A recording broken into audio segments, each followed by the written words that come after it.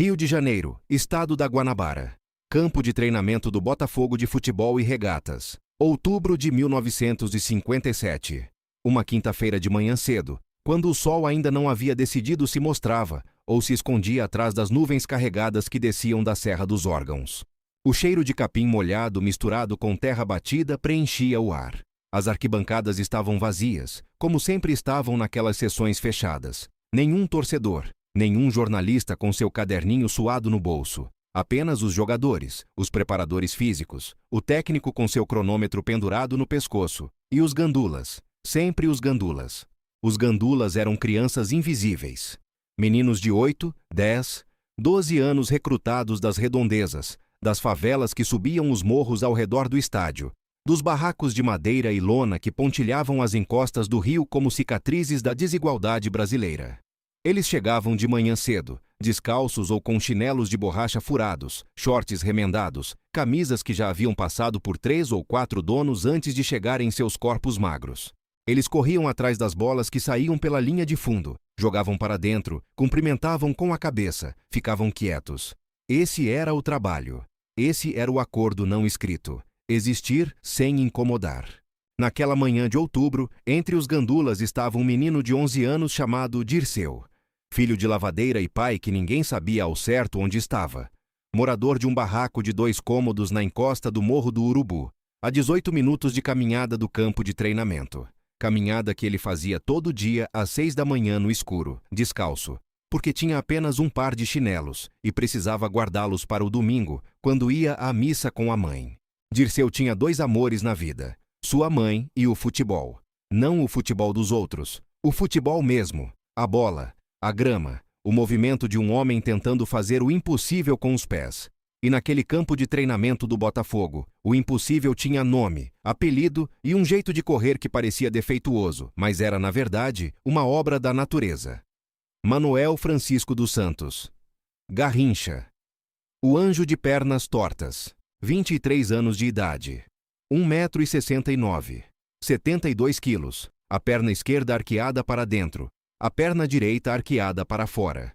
Uma assimetria que qualquer médico teria classificado como deficiência e que qualquer observador desavisado teria chamado de limitação física grave.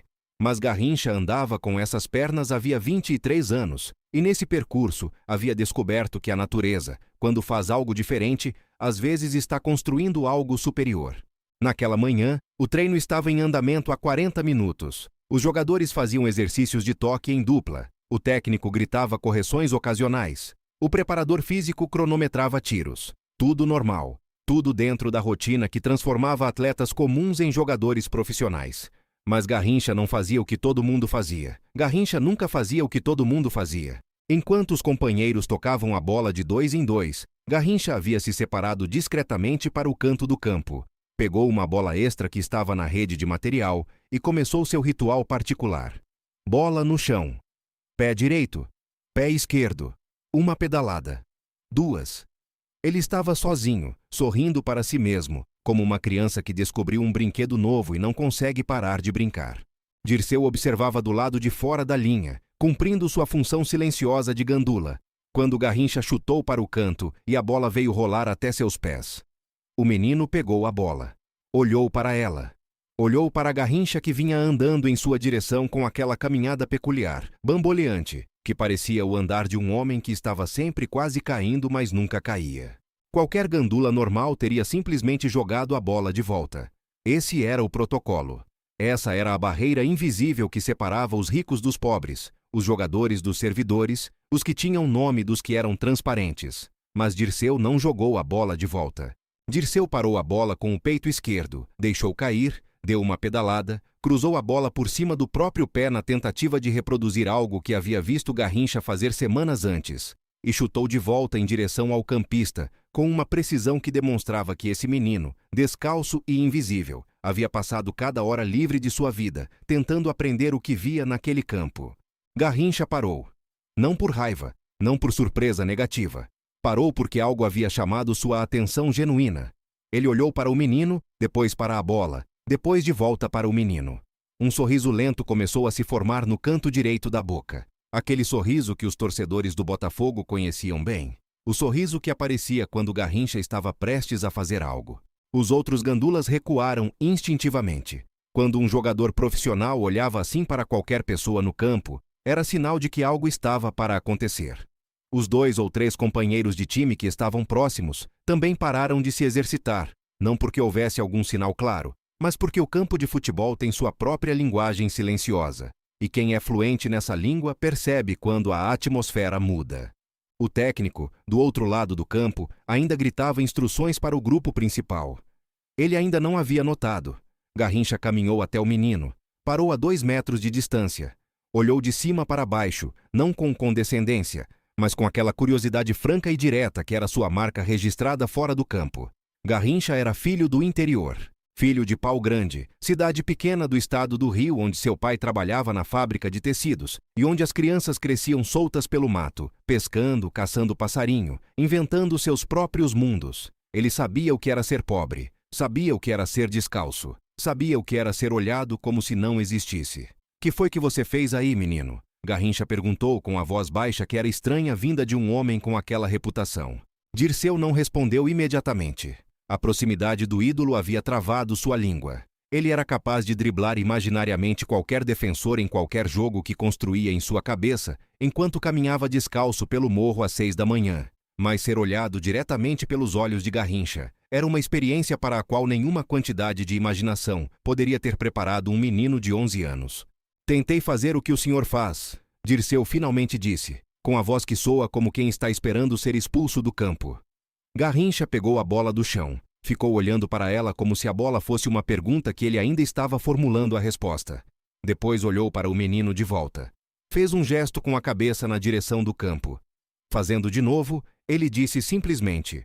Dirceu entendeu o desafio antes de entender completamente o que estava acontecendo. Era um desafio.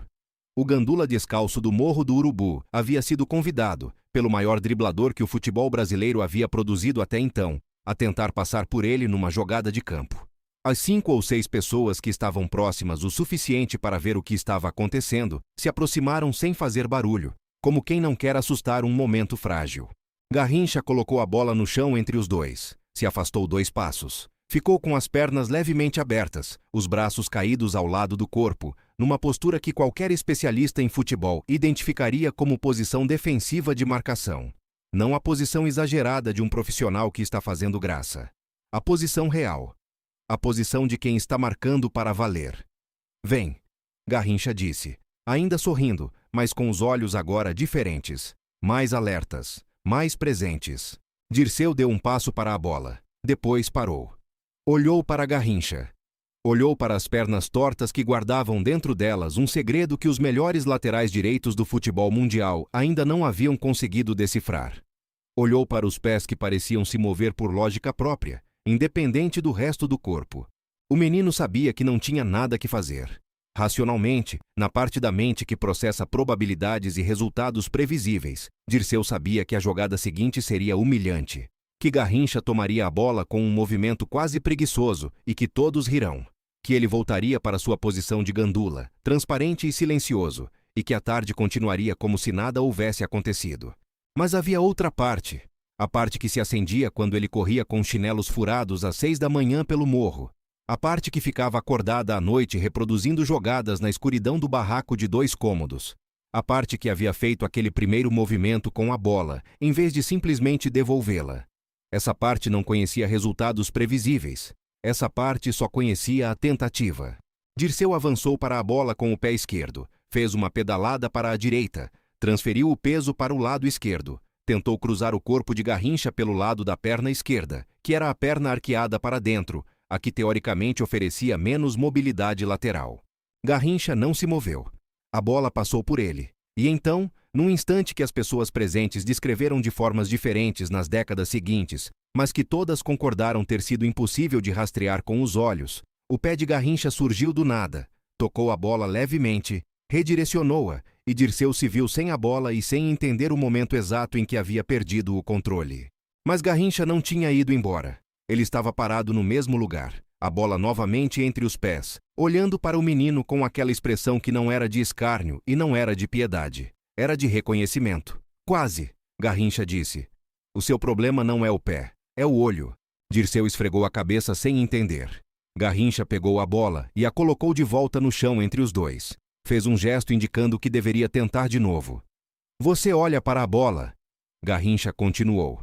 A voz ainda baixa demais para ser ouvida pelo restante do grupo. Quando você olha para a bola, você me diz onde vai. Eu sei antes de você saber. Era uma instrução técnica, uma instrução que nenhum livro de futebol daquela época havia sistematizado daquela maneira. Uma instrução que Garrincha havia descoberto por conta própria, através de anos de jogo nas ruas de Pau Grande, onde defender significava, sobreviver e atacar significava criar do nada. Dirceu tentou de novo. Desta vez manteve os olhos acima da bola, olhando para o peito de Garrincha em vez de olhar para o chão. Sentiu a diferença imediatamente. Podia ver mais. O campo visual se abriu. Viu os pés de Garrincha sem focar neles diretamente, como visão periférica treinada. Deu a pedalada. Transferiu o peso. Desta vez para o lado oposto do primeiro movimento, invertendo a lógica da jogada anterior. Passou pelo lado direito, a perna arqueada para fora, que oferecia o fato técnico de uma angulação mais fechada no momento de giro. E desta vez, por aproximadamente 2 passos, Dirceu passou por Garrincha. O silêncio que se seguiu foi diferente do silêncio que havia existido antes. O silêncio anterior era o silêncio da antecipação. Este era o silêncio do espanto. As 6 pessoas que estavam próximas ficaram completamente imóveis. Um dos jogadores do time principal que havia se aproximado discretamente abriu a boca sem saber para dizer o quê. Garrincha não havia deixado o menino passar. Na verdade, tecnicamente, a recuperação foi imediata. É ridículo afirmar que um gandula descalço de 11 anos driblou Garrincha. Mas por 2 passos, por um instante que existiu entre um batimento cardíaco e o seguinte, o menino havia encontrado o ângulo. Havia encontrado a lógica dentro do impossível. E Garrincha havia visto isso com seus próprios olhos. O sorriso que se abriu no rosto de Garrincha naquele momento foi descrito por todos os presentes como a coisa mais inesperada da manhã. Não o movimento aproximado do menino. O sorriso de Garrincha, genuíno, largo. O sorriso de quem recebe uma surpresa real em território onde as surpresas já deveriam ter se esgotado. Ele caminhou até o menino, que estava parado com os pés na lama, sem saber se havia feito algo errado ou algo certo. Garrincha colocou a mão no ombro de Dirceu. Uma só, leve. E disse 4 palavras que o menino carregaria pelo resto da vida, com um peso que nenhum objeto físico poderia replicar. Você tem o dom. Não era um elogio de consolação. Não era a gentileza vazia de um famoso para com um pobre. Era um diagnóstico técnico de um especialista que havia passado a vida inteira reconhecendo em si mesmo exatamente aquilo que acabava de ver no menino descalço à sua frente. A capacidade intuitiva de encontrar o espaço onde não deveria existir espaço, de mover o corpo em direção que o defensor não havia calculado. O técnico finalmente havia percebido que algo estava acontecendo no canto do campo. Caminhou em direção ao grupo que havia se formado. Quando chegou perto o suficiente para ver o menino no meio dos jogadores, abriu a boca para gritar alguma coisa sobre gandulas no campo de treinamento, mas um dos jogadores mais velhos do elenco fez um sinal discreto com a mão que disse, sem nenhuma palavra, que não era hora de interromper. Garrincha voltou para seu ritual particular. Pegou a bola de volta, mas desta vez não foi para o canto do campo sozinho. Ficou próximo ao menino e começou a fazer a jogada devagar, em câmera lenta corporal, explicando cada micromovimento com o corpo antes de executá-lo em velocidade real. A transferência de peso do quadril antes do pé se mover. O falso eixo criado pelo torso enquanto os pés fazem o oposto. A forma como os ombros mentem enquanto os joelhos dizem a verdade. Nenhum desses conceitos tinha nome técnico naquele campo, naquela manhã, naquele outubro de 1957. Eram movimentos que Garrincha havia desenvolvido sozinho, jogando no mato de Pau Grande, burlando as pernas defeituosas que o médico havia dito que seriam uma limitação permanente, transformando a simetria em arma e impossibilidade em assinatura pessoal. Dirceu absorvia cada detalhe com os olhos e com o corpo. Quando Garrincha repetia um movimento, o menino tentava simultaneamente. Não era imitação perfeita. Era o começo de uma compreensão que leva anos para se completar. Mas o começo estava lá, visível, reconhecível para quem sabia olhar. O treino oficial do Botafogo continuou ao redor dessa cena pequena e silenciosa, durante mais 20 minutos. Os outros jogadores fizeram seus exercícios, ouviram as instruções do técnico, correram os tiros cronometrados pelo preparador físico. E no canto do campo, Garrincha e um gandula descalço trocaram uma conversa que não usou quase nenhuma palavra. Quando o piro-sinal foi dado para encerrar o treino, Garrincha pegou a bola que estava entre eles e a colocou diretamente nas mãos de Dirceu. A bola tinha a marca do clube. Era um item de valor real naquela época, num país onde bola de couro era objeto de luxo. Dirceu olhou para ela como se não tivesse certeza se podia ficar com ela.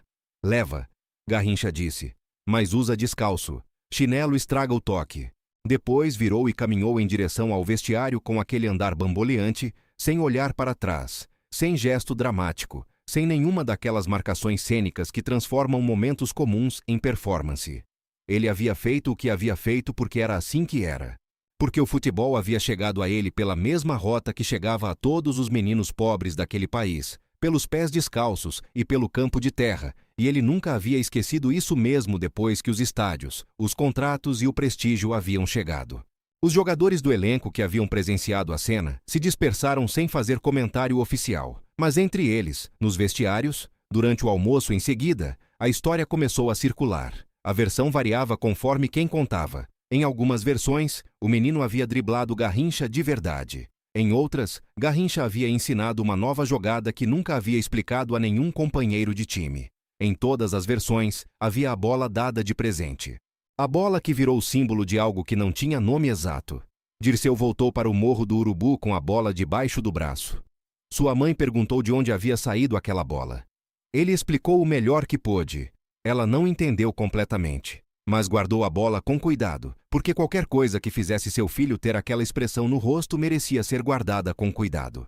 Nos anos seguintes, Dirceu jogou nas peladas do Morro, nos campos de várzea, em torneios de bairro que não tinham troféu nenhum, mas tinham plateia toda, e tinham a seriedade de quem compete por algo que não está à venda. Ele nunca chegou ao futebol profissional. A vida do Morro, o trabalho precoce, a ausência de infraestrutura e de uma estrutura familiar que pudesse suportar o longo processo de formação de um atleta, tudo isso conspirou contra a possibilidade que aquela manhã havia insinuado.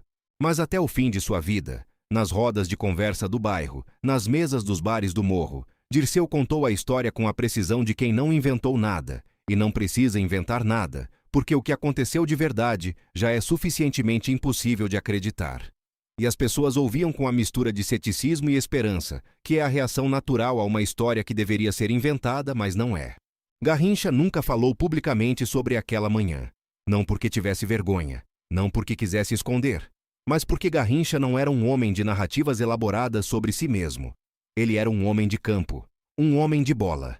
As histórias que importavam para ele eram as que aconteciam com a bola no pé, e aquelas ele contava com o corpo, não com palavras. Em 1958, menos de um ano depois, Garrincha foi à Copa do Mundo na Suécia e devolveu ao Brasil aquilo que o Brasil havia depositado nele como promessa impossível de um país pobre que encontrava no futebol a única arena onde as regras eram iguais para ricos e pobres, para altos e baixos, para os de pernas tortas e os de pernas retas. Ele jogou como sempre jogou. Como se a bola fosse um brinquedo, e o campo fosse o mato de pau grande, e os defensores fossem obstáculos que existiam, não para impedir, mas para dar sentido ao movimento que os contornava. E em cada pedalada que executava naquele torneio, em cada mudança de direção que deixava laterais plantados no chão, olhando para o lugar onde ele havia estado 2 segundos antes, alguém que estivesse prestando atenção muito detalhada no movimento poderia ter reconhecido algo. Uma transferência específica de peso, um ângulo particular de torso, a forma como o falso eixo criado pelos ombros escondia a intenção real dos pés. Movimentos que Garrincha havia desenvolvido sozinho durante anos e que, numa manhã de outubro em Rio de Janeiro, havia compartilhado com um menino descalço que havia tido a coragem de não devolver a bola quando deveria. Não há fotografia dessa manhã, não há registro escrito contemporâneo.